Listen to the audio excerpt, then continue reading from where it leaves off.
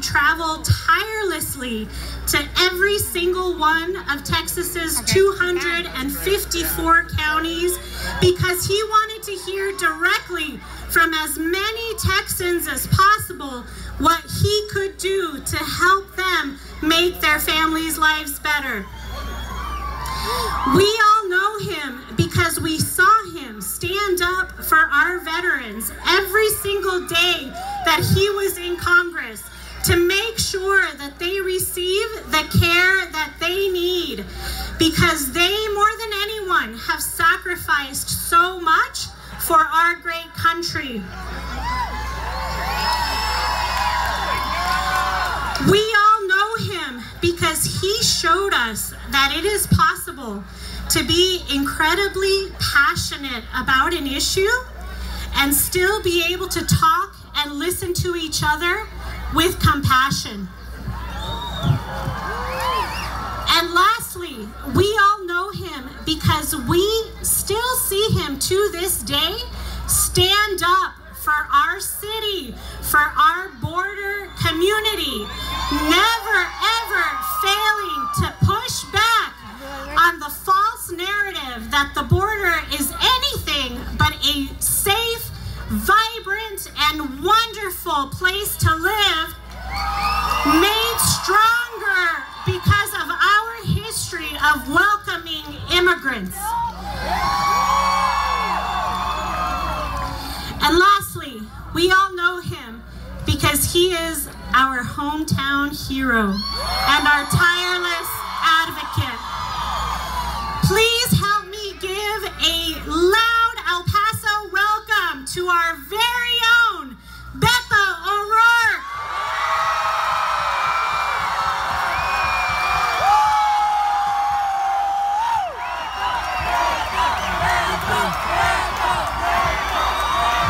You did good, El Paso!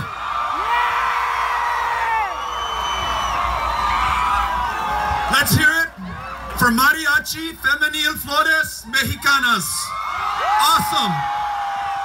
For Ileana Holguin. And all of the amazing organizers who made this possible, whose lead we follow tonight, the Border Network for Human Rights, Annunciation House, Las Americas, Women's March El Paso, and the best member of Congress this community has ever seen, Veronica Escobar. A couple of years ago, she honored a true El Paso hero, the County Commissioner's Court, at a time that this president promised to build walls along the 2,000-mile U.S.-Mexico border. They decided to build and dedicate a new bridge that would connect our two countries. Between Tornillo and Guadalupe, they named that bridge after a heroic veteran, Marcelino Serna. More than 100 years ago, he came to this country from Chihuahua, an undocumented immigrant. And at the time that this country entered the First World War, Marcelino Serna entered this country's army. His drill instructor said, "Serna, you do not have to go. Every single man in this unit will be going to France, but not every single one of them will be coming back home, at least not alive." And Serna said, "This is my fight because this is my country." And Marcelino Serna came back the most highly decorated veteran from the state of Texas in all of World War I. The park next to this one is named for the men of Company E. In World War II, these young men formed an all-Mexican-American unit. Many of them volunteered directly from the senior high classrooms at Bowie High School. Yeah! Los Osos Orgullosos. Yeah! And those men served this country with honor and distinction in North Africa, in Italy, in France. Those men made a stand for this country. They brought back honor and distinction, not just to Bowie High School, not just to El Paso, but to the United States of America. And today, we honor their sacrifice, their service, and their commitment to this country.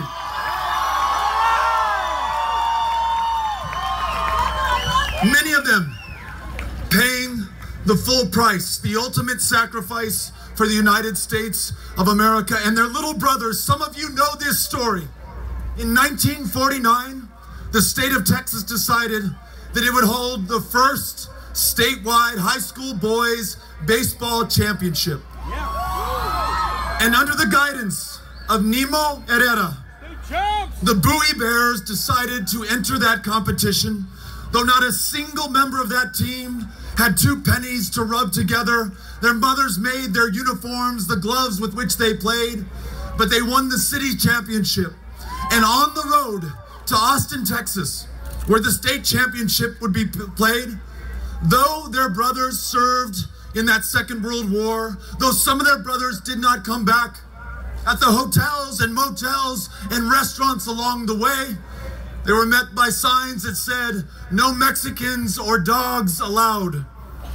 But they did not allow that to deter them or to dampen their pride or their commitment to excellence in bringing back glory and honor to this community and this country, sleeping under the bleachers next to the field on which they would compete the next day. Those Bowie Bears woke up, won the game, came back to this community, making us a little more proud, a little more grateful for who we are, deepening our understanding as Americans of what this country means to all of us. You know the story of Thelma White, who graduated in 1954 from the all-black Douglas High School here in El Paso, Texas, because that was the only place that she was allowed to go to high school in El Paso, Texas, had the audacity to try to enroll at Texas Western College and was denied entry solely because of the color of her skin. She did not allow that injustice to deter her or to dampen her spirits, enlisting the services of a little-known attorney named Thurgood Marshall. They took that case all the way to the federal courtroom of R.E. Thomason, another great El Pasoan, and together, making their stand for this community, they integrated higher education for every single American in the state of Texas. Whether it was those great El Pasoans and great Americans, or Nolan Richardson and Bert Williams, who working together wrote the ordinance that desegregated places of public accommodation in El Paso, one of the first, if not the first cities in the former Confederacy to do so. All of them made a stand together for El Paso, for this country, not just for themselves, not just for people who looked like them, not just with the generation with whom they lived. They did it for everyone, including those of us who stand here today, the beneficiaries of their courage and of the stand that they made. That is our opportunity at this moment. With the eyes of the country upon us, all of us together are going to make our stand.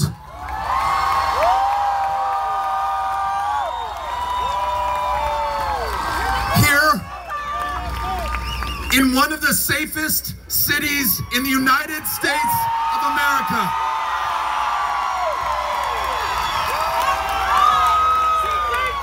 Safe, not because of walls, but in spite of walls. Secure, because we treat one another with dignity and respect. That is the way that we make our communities and our country safe. Aquí podemos mostrar que si queremos asegurar nuestras comunidades, necesitamos tratar cada persona con dignidad. con respeto, como merecen, como humanos. Here, in the largest binational community in the Western Hemisphere, 2.5 million people from 2 countries, speaking 2 languages, with 2 cultures and 2 histories, who come together, are joined, not separated by the Rio Grande River, forming something far greater and more powerful than the sum of people or the sum of our parts. We have so much to give, so much to show the rest of the country, and we're doing it right now.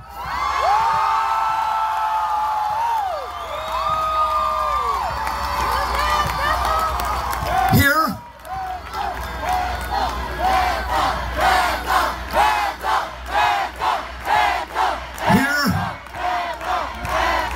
a city that has been one of the safest in the United States of America for 20 years and counting, safe long before a wall was built here in 2008. In fact, a little less safe after that wall was built. We can show the rest of the country, as we make our stand here together tonight, that walls do not make us safer. Walls will require us to take someone's property, their house, their farm, their ranch, to build a wall at a time of record low northbound apprehensions, at a time that El Paso is not the outlier in the cities of the border. In fact, if you look at McAllen, if you look at San Diego, if you look at all points in between, the U.S. cities of the U.S.-Mexico border are far safer than the U.S. cities deeper in the interior of the United States of America.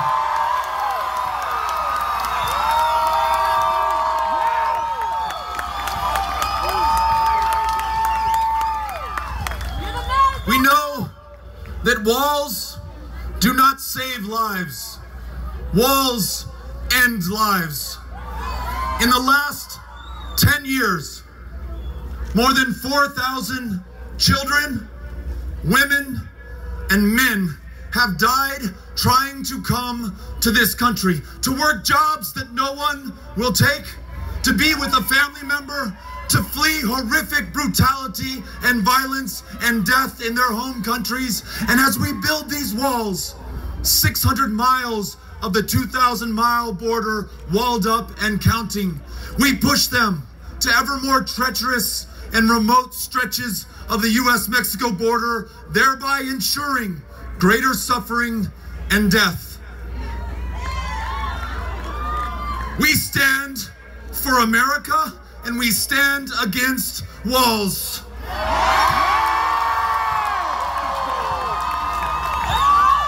We know that there is no bargain in which we can sacrifice some of our humanity to gain a little more security. We know that we deserve and will lose both of them if we do. We stand for the best traditions and values of this country, for our fellow humanity and who we are when we are at our best, and that's El Paso, Texas. I'm glad the country's here to see us.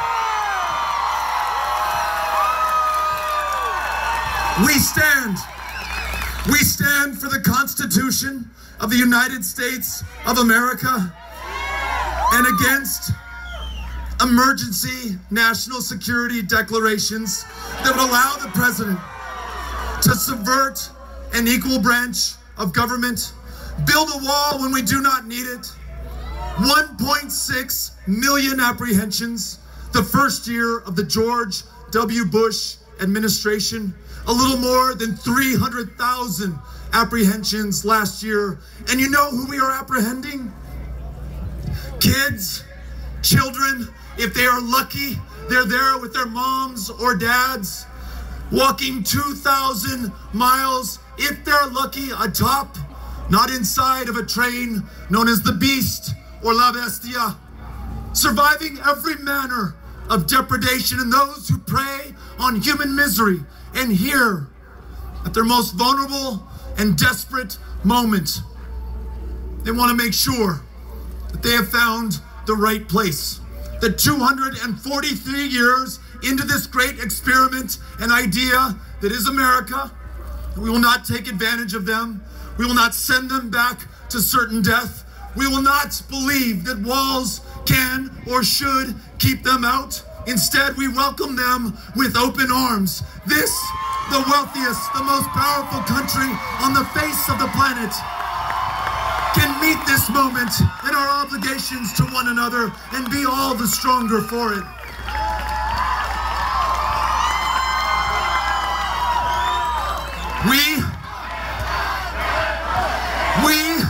Together, we are making a stand for the truth against lies and hate and ignorance and intolerance. We are going to show the country who we are.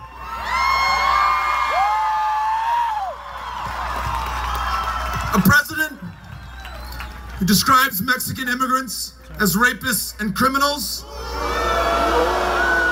We have the chance to tell him and the country, immigrants commit crimes, including violent crimes, at a lower rate than do Americans who were born in this country. El Paso has been the safest city in the United States of America, not in spite of the fact that we're a city of immigrants, but because we are a city of immigrants.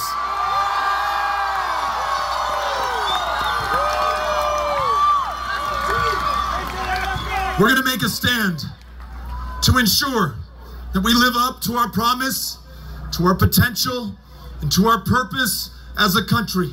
So it's not just those things that we are against and which we must stop, like this wall. It is also the things that we want to replace that with, those things which we are for.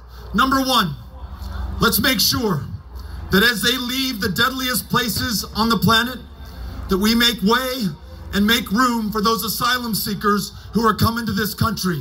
Meet our obligations under U.S. and international law and do the right thing. 2, let's ensure that no dreamer ever again fears deportation from this, their home country. Make every single one of them U.S. citizens so that they can contribute to their full potential. And their parents, the original dreamers, let's make sure that they stay here as well on a path to citizenship, contributing all they've got to this city's, this state's, and this country's greatness, and the millions who labor in the shadows, the most back-breaking work that man can invent. Let's pull them out into the sunshine. Let's allow them to live with dignity for themselves and their families. Let's ensure that their genius remains here in the United States, making us a stronger, a safer, and a more successful country by their very presence.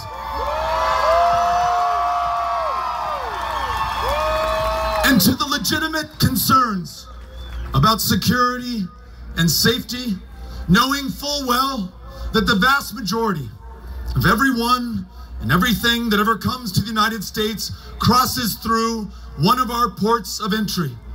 To end the scourge of illegal drug trafficking and the trafficking in human beings, let's invest in the infrastructure, the technology, and the personnel at the ports of entry to improve our quality of life and make this a safer country.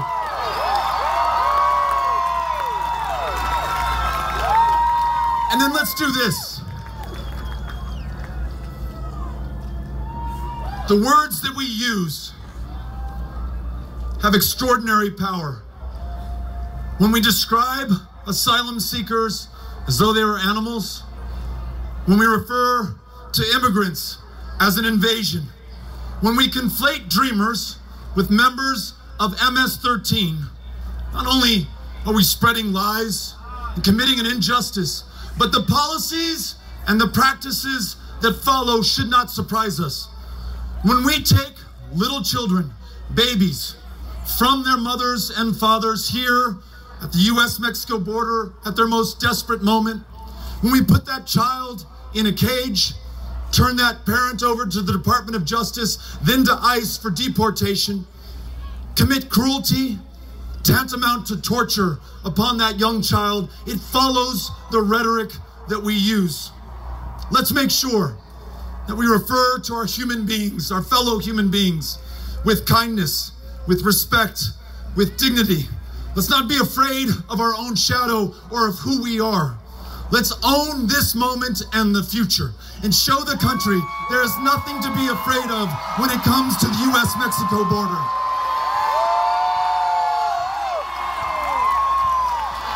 In other words, let's make sure that our laws, our language, and our leaders reflect our values, who we are, our experience, what we know, to do great things for this country. Because I tell you what, I know that we can do it, and I know that we must do it. The eyes of history, the judgment of the people of the future, our kids and grandkids and the generations that will succeed them, are looking back at this moment to see what we do as we define ourselves and this country. I know that we have the power because I've seen it before. On Father's Day of this last year, when we learned that this president was taking kids, taking babies from their moms and dads, all of us came down to Tornillo to bear witness, to testify to our fellow Americans about what was being done in their name. And together, we were able to stop that cruel practice. As kids remained locked up in Tornillo, knowing not when or even if they were going to see that mom and dad who risked everything, including their lives, for that little kid, so many of you kept vigil outside those gates to make sure that the rest of the country understood what was happening. You formed the pressure that developed the political will to put an end to it. And as of tonight, Tornillo is closed and out of business. There's not a single child there anymore. And you made it happen.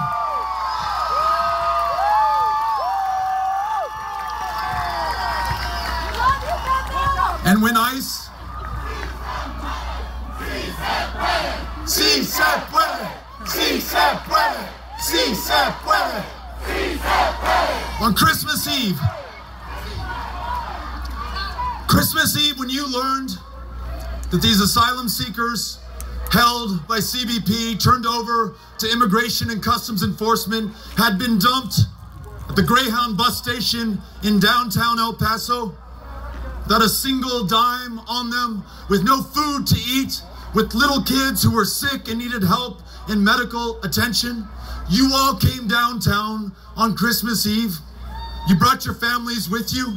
You showed the kindness and the generosity which distinguishes El Paso and will every single day going forward. So at this moment, if there's any doubt about whether together we can make a stand the generations that follow us will be grateful for, have no doubt. We have done it before. We are made of great stuff. This community produces great people. We are the example that the United States of America needs right now. Desde aquí, yo veo el futuro de este país, la promesa de este país, tan poderosa, tan positiva, y yo tengo tanto orgullo ser paseño fronterizo con ustedes. This is where we make our stand, and there's no other place I'd rather be, and no one else I'd rather do it with. I love you, El Paso. The country's counting on us. Let's do it.